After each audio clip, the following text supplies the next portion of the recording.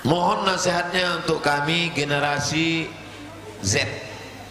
Apa yang harus dilakukan apabila niat menikah sudah menggebu tapi calonnya belum ada?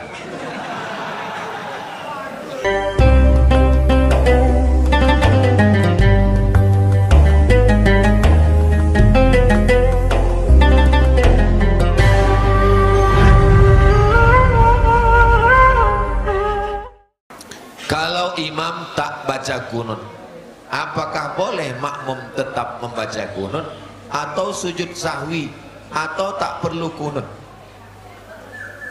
Imam membaca doa Allahu Akbar kabira walhamdulillahi katsira wa subhanallahi bukratan wa asila. Imam. Makmumnya baca Allahumma ba'id baini wa baina khataayaya kama ba'adta bainal masyriqi wal maghrib. Apakah batal makmum sama imam? Karena beda bacaan doa? Tidak. Rabbana lakal hamdu mil'us samawati wa mil'ul ardi mil'u ma syi'ta min syai'in ba'du. Yang satu baca alhamdulillah hamdan thayyiban katsiran mubarakan fi. Karena lama imam itu tegak di Masjidil Haram, ditambahnya Allahumma hdini fi man hadait wa afini fi man afait, tanpa meninggalkan rukun. Pas sujud ikut dia sujud. Apakah batal si makmum? Tidak. Tapi kaedahnya idza qanatal imamu faqanata wa illa fala. Kalau imam membaca kunut, maka ikutlah engkau baca kunut. Kalau tidak, maka tidak perlu baca kunut. Al imamu junnatun ju'ilal imamu liyutamma bihi. Imam itu diangkat untuk diikuti. Jadi kita ikut aja imam. Yang paling enak jadi makmum itu yang paling enak. Ikut aja berkata imam. Imam baca kunut, angkat tangan. Allahumma hadina fi man hadait, amin. Wa afina fi man afait, amin. Yang lawan imam. Ini banyak makmum ini tak sesuai sama imam, lawan imam. Allahumma hadina fi man hadait, enggak mau. Ikut imam. Imam baca kunut, ikut baca kunut. Di masjid ini saya diminta ustadz jadi imam. Saya bilang tidak, imam tetap aja. Kenapa? Karena saya tak tahu masjid ini tak berkunut tak berkunut. Nah, maka yang paling enak jadi makmum, tinggal ikut imam. Imam baca kunut, saya ikut baca kunut. Sujud sahwi bagi orang yang bermazhab Syafi'i lupa baca kunut, baru dia sujud sahwi. Mazhab Hanafi tak kunut subuh. Mazhab Maliki berkunut subuh, tapi kunutnya sebelum rukuk, habis ayat. Walam yakul lahu kufuwan ahad, baca kunut. Kunutnya tak berbunyi, habis baca kunut baru rukuk. Mazhab Syafi'i kunut, kunutnya setelah rukuk. Tidak. Mazhab Hambali tidak berkunut. Yang paling tua Hanafi, paling kecil Hambali tak berkunut. Yang berkunut Maliki, Syafi'i. Maliki Syafi'i beda. Maliki kunutnya sebelum rukuk, Syafi'i setelah rukuk. Maliki tak berbunyi, Syafi'i berbunyi setengah, setengah lagi sih. Saya bermazhab Syafi'i, tiba-tiba lupa saya baca kunut, maka saya sujud sahwi. Makmumnya ikut imam. Imam sujud sahwi, ikut sujud sahwi. Saya mau bertanya bagaimana hukumnya jika pengurus masjid bangga dengan uang kas masjid yang banyak, sementara banyak masyarakat jamaah yang berada dalam kesulitan. Apakah boleh dipergunakan untuk masyarakat yang membutuhkan, kurang mampu? Orang bersedekah untuk masjid bukan untuk diputar jadi dana. Orang bersedekah untuk masjid, bedakan rekening wakaf dengan rekening operasional. Rekening wakaf untuk bangun masjid, renovasi masjid, rehab masjid, wakaf tak boleh hilang. Kalau operasional dia hilang habis, itu sodako. Maka buat dua, rekening wakaf, rekening sodako. Yang untuk operasional yang habis itu diambil dari rekening sodako. Yang tak habis, yang tak hilang itu masuknya ke rekening wakaf. Kalau mau buat dana bergulir, apakah dia baitul mal, apakah dia tamwil, maka dibuat rekening ketiga. Untuk jadi orang waktu menyerahkan itu dia ada niat. Jadi tak bisa duit diputar. Pengurus masjid bertanggung jawab di hadapan Allah kalau sampai duit itu dipinjamkan dan hilang.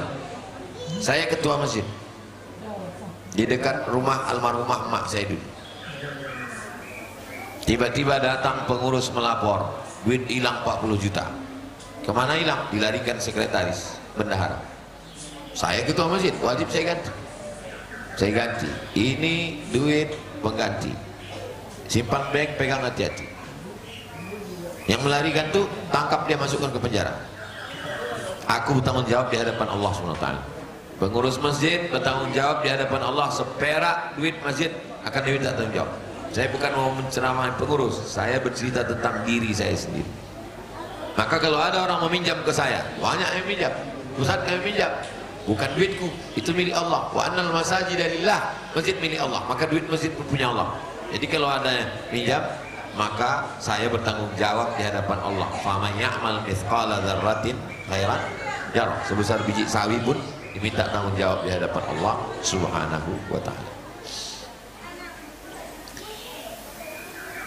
Mohon nasihatnya untuk kami generasi Z. Apa yang harus dilakukan apabila niat menikah sudah menggebu tapi calonnya belum ada?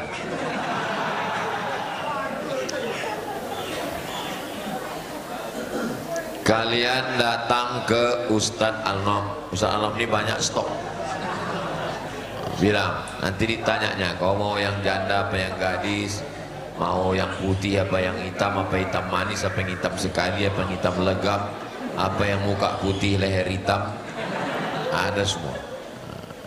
Nanti bawa Ustadz Al-Nom menjumpai calon tuh. Jangan pacaran, jangan buat dosa. Nah, nanti dibawakan Ustadz Al-Nom, insya Allah kita mengadakan nikah masal, nikah masal akan kita buat.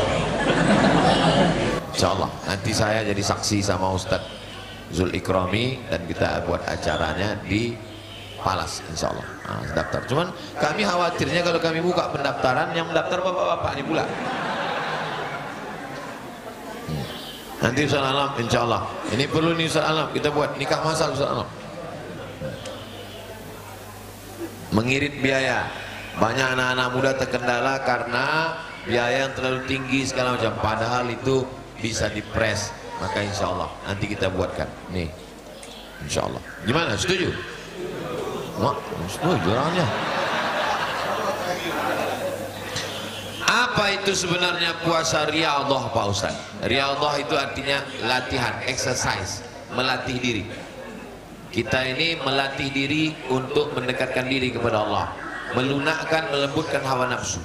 Maka prosesnya namanya riyadhah. Bangun malam tahajud riyadhah, berpuasa riyadhah, riyadhah namanya. Apakah pada zaman Rasulullah juga melaksanakan puasa riyadhah? Semua yang dilakukan Rasulullah SAW itu dirumuskan oleh para ulama, maka disusunlah satu kitab tasawuf yang paling lengkap, namanya Ihya Ulumuddin, ditulis oleh Imam Al-Ghazali, terinspirasi dari kitab Qut Al-Qulub ditulis oleh Imam Abu Thalib Al-Makki. Yang itu semuanya adalah untuk tahdzibun nafs, melunakkan, melembutkan hawa nafsu. Prosesnya itu namanya riyadhah. Memperbanyak ibadah itu adalah riyadhah. Setelah terbiasa, maka nanti kemudian Allah bisa karena biasa. Pertama prosesnya takhalli, mengosongkan diri. Takhalli, kosong. Kosongkan diri dari tamak, dari hasad, dari ragus, dari dengki, dari busuk hati, dari sum'ah, dari semua yang tercela.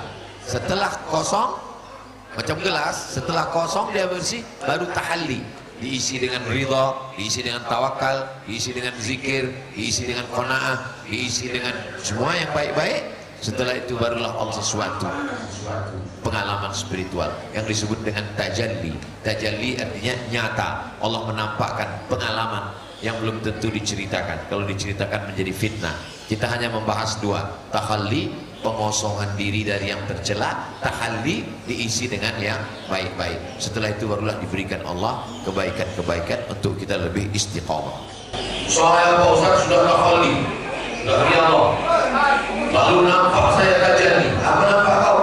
Nampak saya cahaya di malam Pak Ustaz. Setengah badan istri saya itu nampak saya bercahaya.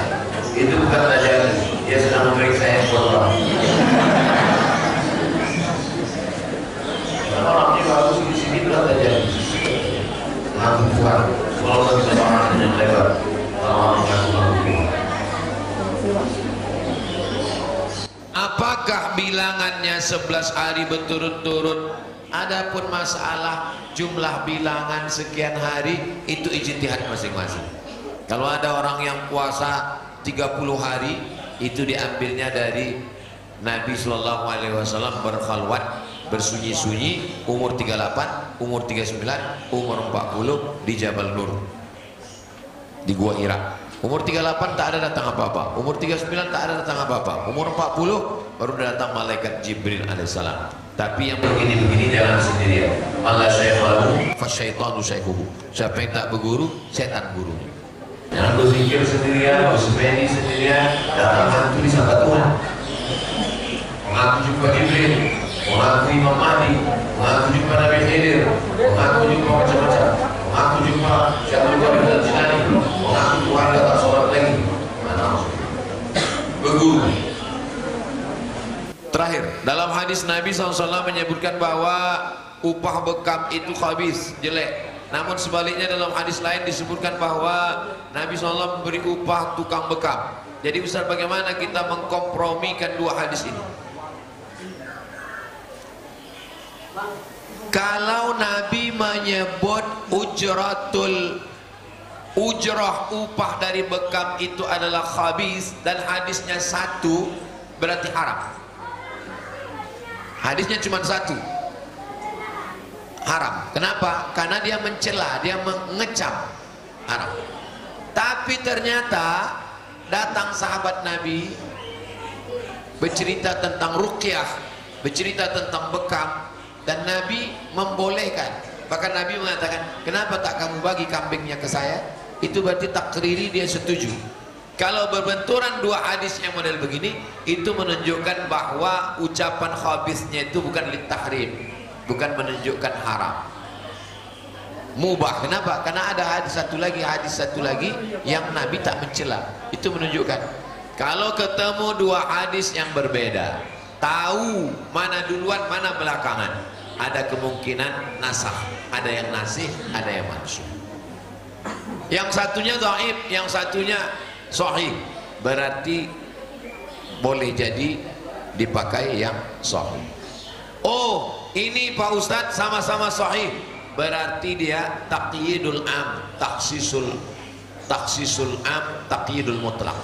Ini mengkhususkan yang bersifatnya umum, mengikat yang bersifatnya umum, mengkhususkan yang bersifatnya umum. Yang model begini maka dibahaslah dalam ilmu mukhtaliful hadis atau dalam kitab ikhtilaful hadis. Maka seperti dalam masalah bertentangan hadis dengan ayat Quran, wala taziru waziratu wizra ukhra, orang tidak akan memikul dosa orang lain.